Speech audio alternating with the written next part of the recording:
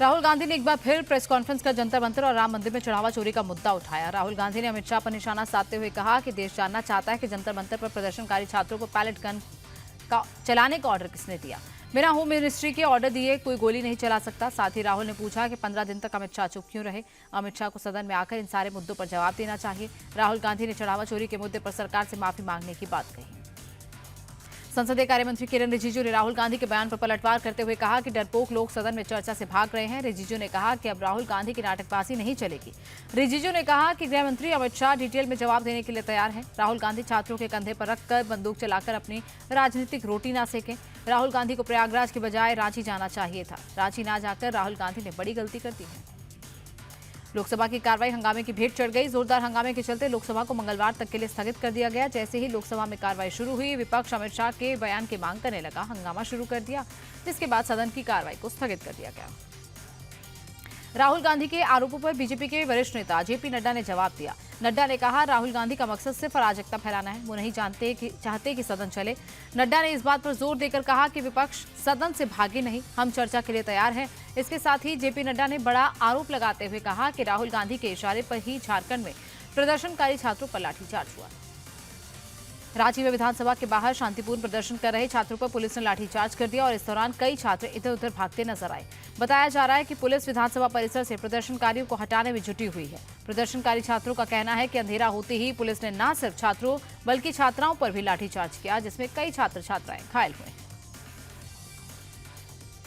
छात्रों के आंदोलन को लेकर देवेंद्र नाथ महतो ने सरकार को सीधी चेतावनी दी है। उन्होंने कहा कि आंदोलन अब रुकने वाला नहीं है। हमारी मांगे मानने के बजाय सरकार हमारी आवाज को कुचलने की कोशिश कर रही है।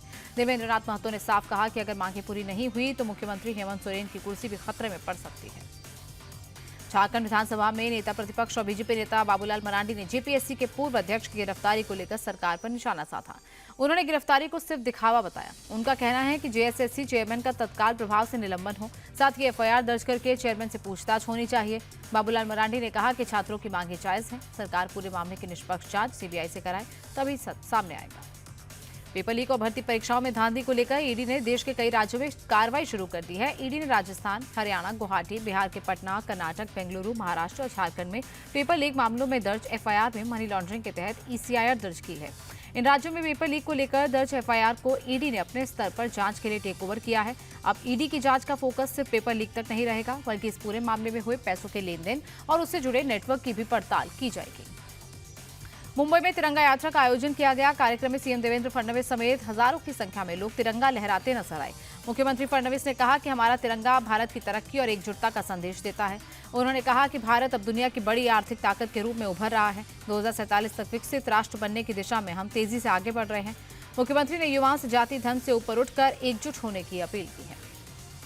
केरल के कासरगोड में बीजेपी ने शिक्षा मंत्री शमसुद्दीन के खिलाफ विरोध प्रदर्शन किया। दरअसल सावरकर को लेकर सरकारी टीचर के सस्पेंशन को लेकर बीजेपी ने सरकार के खिलाफ मोर्चा खोल दिया। एक क्विज में वीर सावरकर की तारीख से जुड़े सवाल पूछने पर मुस्लिम लीग और सीपीएम ने आपत्ति जताई थी, जिसके बाद टीचर पर कार्रवाई हुई। बीजेपी ने निलंबन रद्द होने तक आंदोलन जारी रखने की चेतावनी दी।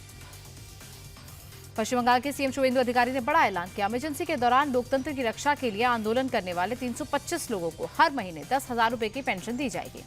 नवान्ना में आयोजित एक कार्यक्रम में सीएम ने बताया कि पेंशन वेस्ट बंगाल लोकतंत्र सेनानी ऑनर स्कीम के तहत दी जाएगी।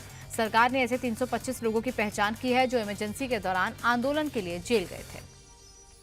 कोलकाता में ममता बनर्जी पर हमले को लेकर विधानसभा परिसर में टीएमसी ने विरोध प्रदर्शन किया। कुणाल घोष समेत कई नेताओं ने शुभेंदु सरकार के खिलाफ जमकर नारेबाजी की। टीएमसी का कहना है कि बीजेपी लोकतंत्र को गुंडातंत्र में तब्दील कर रही है। दरअसल रविवार को पूर्व सीएम ममता बनर्जी पर कुछ लोगों ने हमला कर दिया, जिसमें उनकी कार डैमेज हुई थी।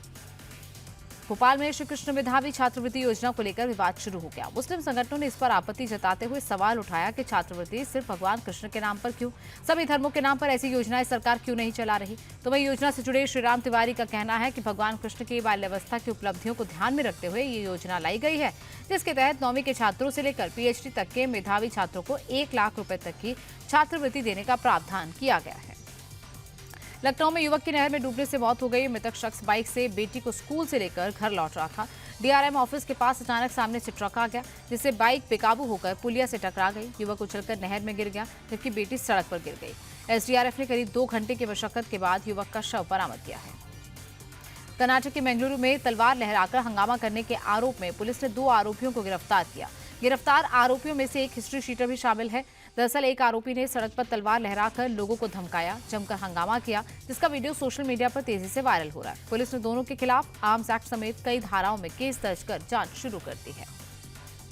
महाराष्ट्र के गढ़चिरौली में एक आवासीय स्कूल में जहरीले सांप के काटने से 3 आदिवासी लड़कियों की मौत हो गई, तो वहीं 3 छात्राओं का इलाज चल रहा है, जिसमें से एक की हालत गंभीर बताई जा रही है, जिसे नागपुर रेफर किया गया है।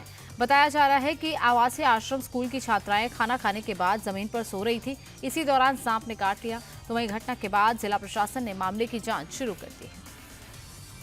बिहार के खगड़िया में पुलिस ने एक फर्जी आईएएस अधिकारी को गिरफ्तार किया।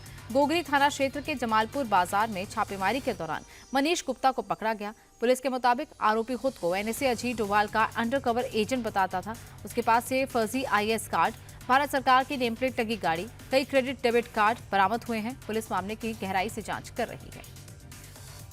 नागपुर में पारिवारिक विवाद के चलते महिला के पूर्व पति ने उसके वर्तमान पति पर चाकू से हमला कर दिया। आयचित मंदिर बस स्टॉप के पास हुई इस वारदात में आकाश ढोंगने घायल हो गया। पुलिस ने त्वरित कार्रवाई करते हुए मुख्य आरोपी गणेश वानखेड़े को करीब 1 घंटे के अंदर हिरासत में ले लिया। पुलिस ने घायल युवक को नजदीकी अस्पताल में एडमिट कराया, जहां पर उसका इलाज चल रहा है। ये हैरान करने वाली तस्वीरें महाराष्ट्र के बीट की हैं, जहां पर बिजली का खंभा लगाते समय एक मजदूर की महज 5 सेकंड में दर्दनाक मौत हो गई। हादसे का सीसीटीवी सामने आया, जिसमें दूसरा मजदूर भी करंट की चपेट में आने से बाल बाल बचता दिख रहा है। मामले में ठेकेदार और सुपरवाइजर पर लापरवाही बरतने को लेकर केस दर्ज किया गया है। हरियाणा के फरीदाबाद में ई रिक्शा के नीचे दबकर 7 साल के बच्चे की मौत हो गई। हादसे के वक्त बच्चा गली में साइकिल चला रहा था। इस दौरान पानी की बोतलों से भरा ई रिक्शा जैसे ही मुड़ने लगा, वैसे ही अनियंत्रित होकर साइकिल चला रहे बच्चे के ऊपर पलट गया। आसपास मौजूद लोगों ने बच्चे को बाहर निकालकर अस्पताल में एडमिट कराया, लेकिन खून बहने की वजह से उसने दम तोड़ दिया। पुलिस ने आरोपी चालक को अरेस्ट कर शव को घरवालों को सौंप दिया है। शेयर बाजार मामूली बढ़त के साथ बंद हुआ। सेंसेक्स 43 अंक चढ़कर 78,542 पर बंद हुआ, जबकि निफ्टी 13 अंक की बढ़त के साथ फ्लैट रहा। कच्चे तेल की बढ़ती कीमतों के कारण बाजार में उतार चढ़ाव देखा गया। सराफा बाजार में सोने और चांदी की कीमतों में बढ़त दर्ज की गई। सोने की कीमत 403 रुपए की तेजी के साथ 1,52,223 रुपए पर पहुंच गई है। चांदी की चमक भी बढ़ी और इसमें 2,448 रुपए का उछाल आया। तेजी के बाद चांदी का नया भाव 2,33,914 रुपए हो गया है।